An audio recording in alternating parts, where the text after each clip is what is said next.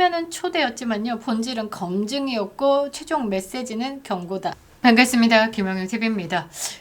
저는 그렇게 생각합니다. 가장 가식적인 정치인 하면 누굴까? 저는 뭐 원탑 투탑에 김민석은 꼭 들어가지 않을까라고 생각이 드는데요. 웃는 표정이라든지 뭔가 굉장히 공정해 보이는 그런 표정을 짓고 있지만 뒤로는 굉장히 구린 사람이다 라는 거죠. 자, 미국이 김민석을 불렀습니다. 그 이유가 무엇일까? 지금 언론은요, 뭐 김민석 웃는 사진, 강경화 웃는 사진, 뭐 사진들을 막 찍으면서 하하호호 뭔가 환대 속에서 엄청나게 일을 잘하는 것처럼 보이게 꾸미고 있지만 실상은 어떻냐? 이재명 말처럼 한판 뜰까? 라는 겁니다.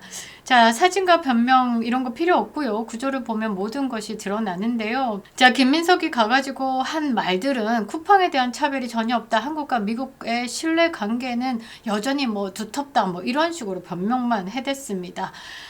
자, 이 김민석이가요, 이런 해명형 문장을 먼저 말했다라는 그 자체가요, 이번에 방미의 뭐 성격을 보여주는 겁니다. 자, 왜냐면요, 미국 의회 그리고 투자자들 사이에서요, 이미 한국 정부의 쿠팡 압박 논란이 이슈화됐기 때문입니다.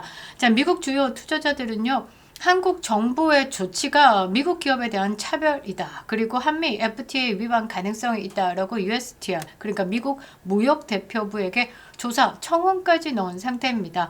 그리고 더 근본적인 문제는 뭐냐면요. 자, 김민석은요, 미국 기준으로 봤을 때 테러리스트입니다. 미 문화원 점거 전력자, 깜빵까지 갔다 온 사람, 그러니까 미국의 외교 시설을 공격한 인물이다라는 거죠. 자, 한국에서는요, 뭐 학생운동 경력이다 라면서 치부될지 모르겠지만 미국의 기록은 어떠냐? 테러리스트다라는 거죠. 자, 그런 김민석을 불렀다? 그건 초대일까? 아니죠. 그냥 빨리 들어와, 기어 들어와, 소환이다 라는 겁니다. 자, 미국은요, 이재명 정부의 정책과 이념 그리고 대미에 대한 메시지에 대해서 더 이상 신뢰하지 못한다. 그래서 총리를 직접 불러가지고 해명을 요구한 겁니다. 여기에 벤스 부통령을 만나는 자리 50분 동안 회담이 이어졌다라고 하는데요. 이 자리에 이 쿠팡 사태가 나왔고요. 공직선거법 위반 혐의로 지난해 9월에 재판에 넘겨진 손현보 부산 세계로 교회 목사님에 대한 이야기도 나왔습니다.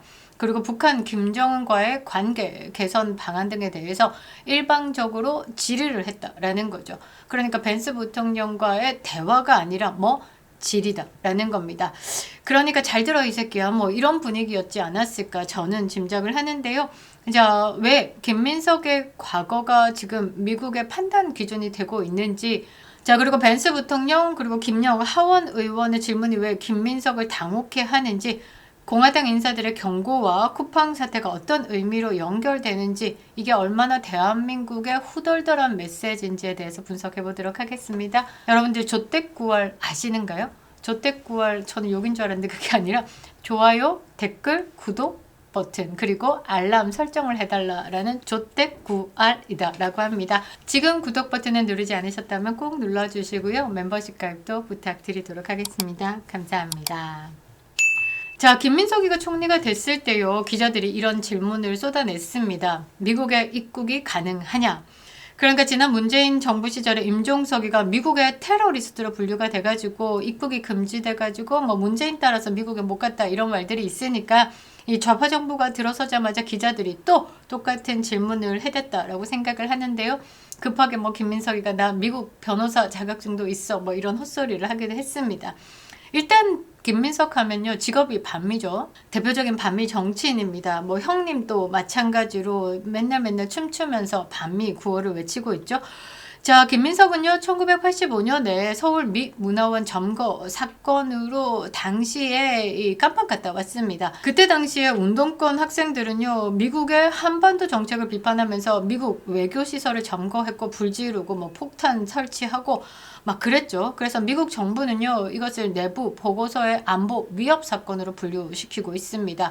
그러니까 김민석 총리 같은 경우는 그 핵심 주도자 중에 한 명이었고 실형을 선고받아서 복역했고, 이 미국의 내부 보고서에는 안보 위협으로 테러리스트에 분류가 됐다라는 거죠. 이렇게 흐름이 보입니다. 자, 한국 좌파 정당은 이 운동권 출신이다라는 게 뭐 훈장처럼 여겨지지만 미국 기준에서 봤을 때는 그냥 그 미국의 시설 점거 전력자로 분류가 된다라는 거죠.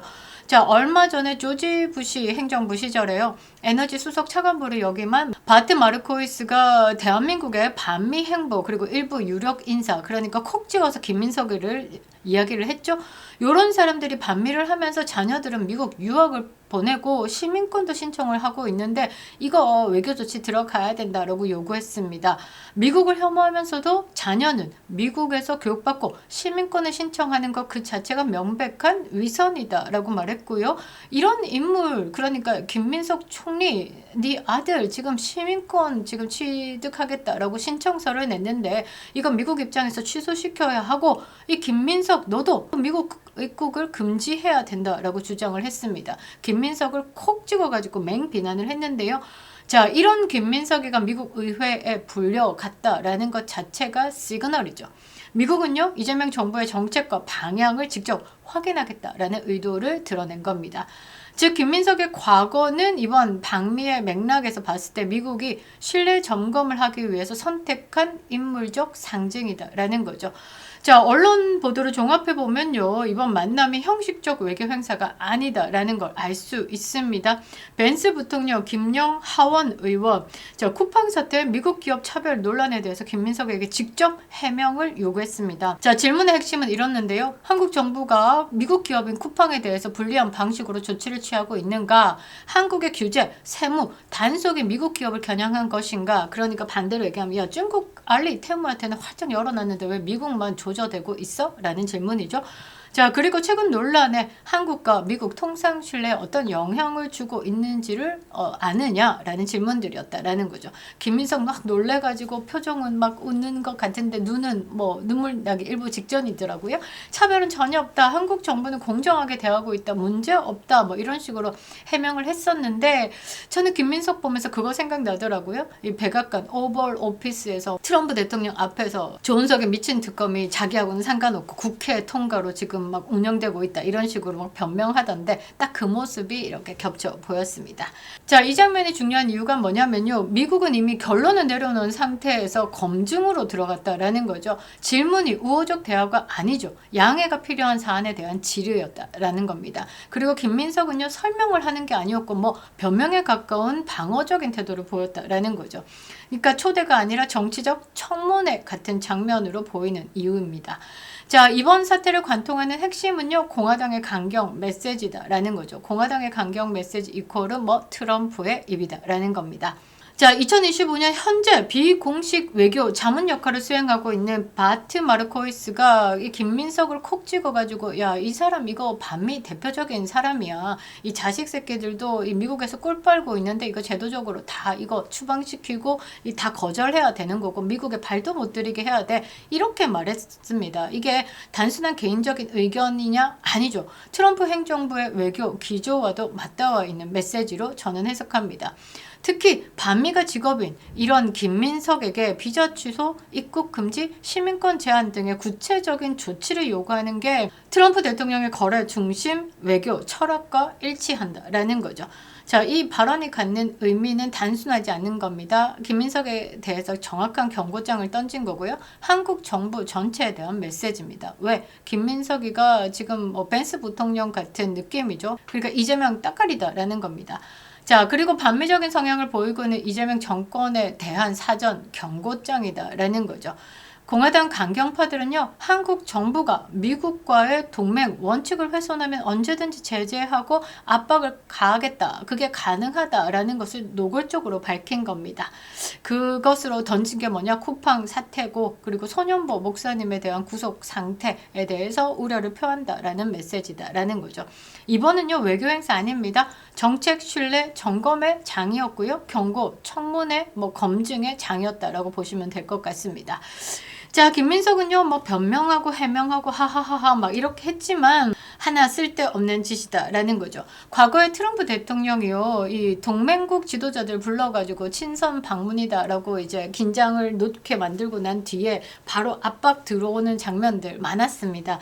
예전에 남아공 대통령 불렀었죠. 시릴 마라포사 불러가지고 공동 기자회견 한다, 뭐 회담한다라고 하는데 갑자기 불 꺼가지고 대형 스크린 띄웁니다.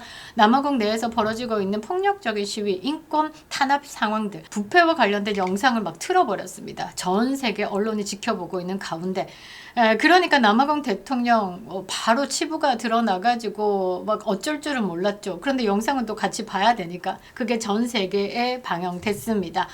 자, 외교 관례상 극히 드문 일인데요. 이런 공개적인 망신 주기는 트럼프 대통령만이 할 수 있는 일이다라는 거죠.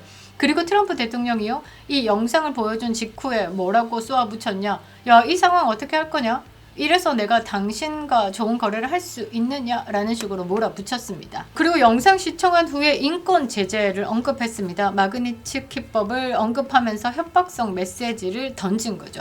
김민석도 마찬가지입니다. 표면은 초대였지만요, 본질은 검증이었고 최종 메시지는 경고다라는 겁니다. 이런 황당하고 강력한 외교 뉴스를 다시 보니까요, 트럼프 대통령 스타일이 정말 대단하다라고 생각이 드는데요. 자, 트럼프 대통령이요, 연말까지 쿠바 정권 끝낸다라고 마두로에 이어서 다음 타겟을 지목했는데요. 조금 급합니다.